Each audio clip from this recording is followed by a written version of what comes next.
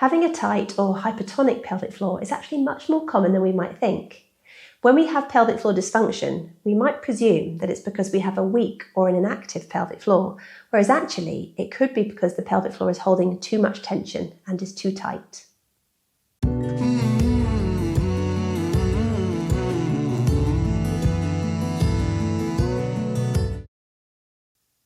Let's begin standing with our feet just hip width apart and arms down by our sides, and begin with closing eyes and noticing body.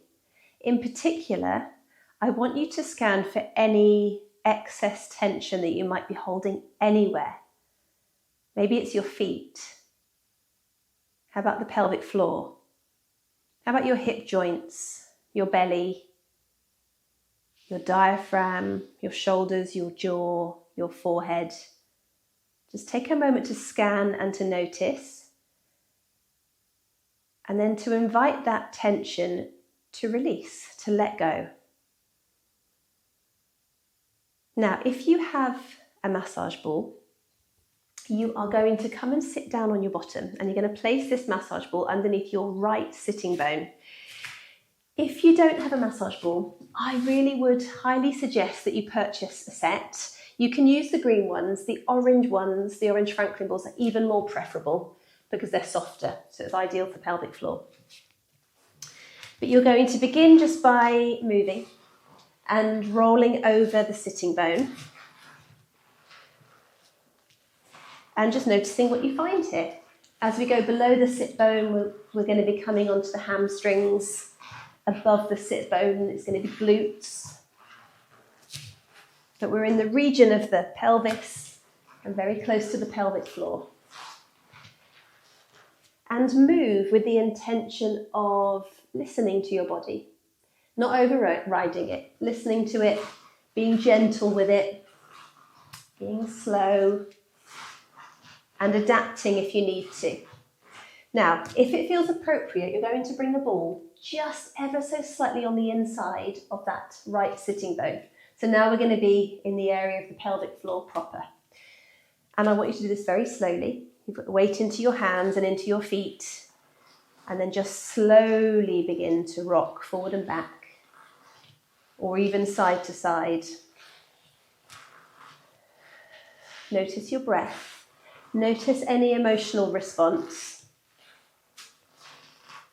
And really breathe deeply. Breathe and relax, let go. I wonder if your jaw can relax a little bit more.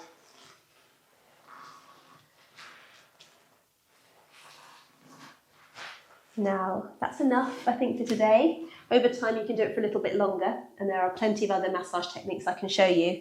But I think for today, it's enough. Bring the soles of your feet together and just allow your knees to drop to the side. And it might be curious just to notice if there's any more openness through the side that you massaged. Maybe, maybe not. I just feel a bit more open in the hip joint, a little bit more relaxed. Let's try the other side. So you're placing the ball underneath your left sitting bone, taking your weight into your hands and feet, and then beginning to roll over the sitting bone. How does it feel on this side? How's the hamstring? How are the glutes?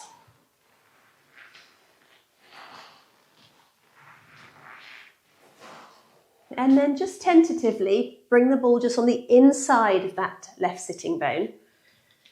So now we're on the pelvic floor.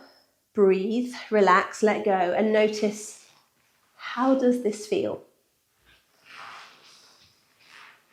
If you have had trauma to your pelvic floor, injury to the pelvic floor, if there's scar tissue, this can be a really, really useful exercise. But again, I would encourage you just to take it slow. If you were to close your eyes, what can you visualize here? Can you visualize the muscles being strong, but also supple? Allow them to let go. Give them permission to let go.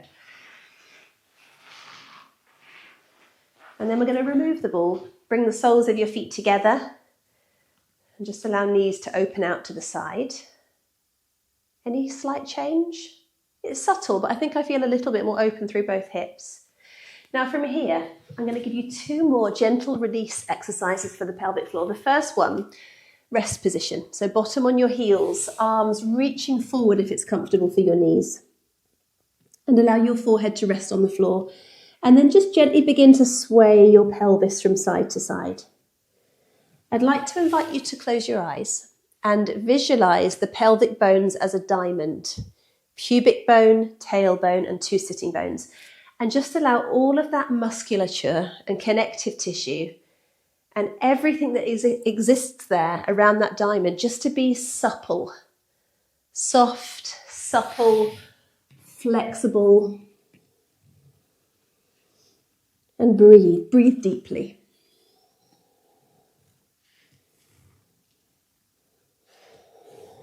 Beautiful, settle into the center, slide your hands into your knees, and then roll onto your back for our final gentle release. 2 options here. Option 1, keep your knees bent, have the hands on the insides of your knees and just open your knees out to the side. And imagining that diamond opening. For a slightly stronger stretch, you can lift your feet up. So your legs are still bent, but your feet are lifted. And take your hands onto the insides of your feet if you can reach. And you can almost nudge your legs out with your elbows.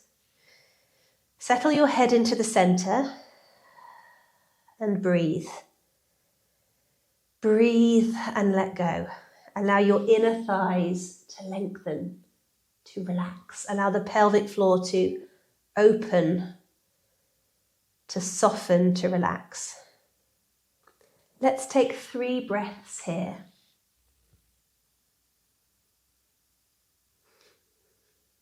And then after 3 breaths, you can come into a really gentle rock from side to side, if it feels appropriate. If not, just leave it.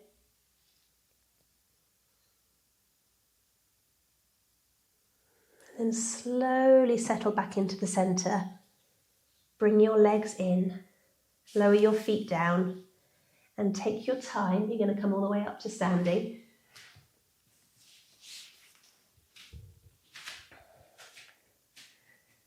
And then once you are standing, observe, notice how you feel.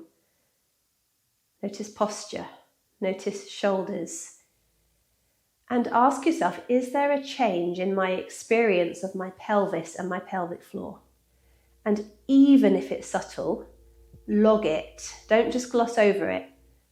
This is how our body continues to move in the direction that we desire it to. We take positive action, we feel a change and we log it, and then we can recreate this feeling if we've logged it in our nervous system. Beautiful. Well done. So they are 3 lovely exercises that you can do daily to help to release tension in the pelvic floor. And if you want any more tips, you can subscribe below or check out my Ultimate Pelvic Floor Plan.